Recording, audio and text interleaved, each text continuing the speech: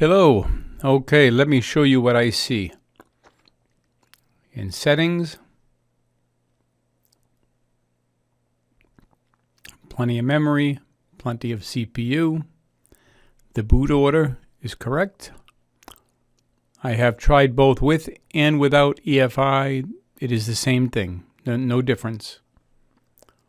Storage, I created a new hard drive. This points to the ISO that you created.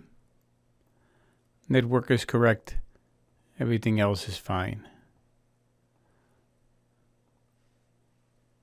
I start. It boots properly to the Windows MDT. Okay, here it asks me to choose, which is good. I'll choose home.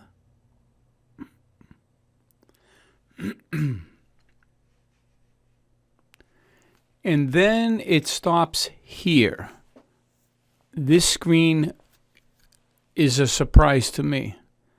It again is asking me to choose which image. This should not happen.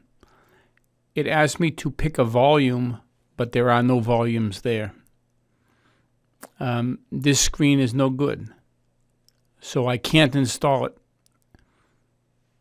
What I expected to see is a screen like this. This is the screen I should see. It looks exactly like this.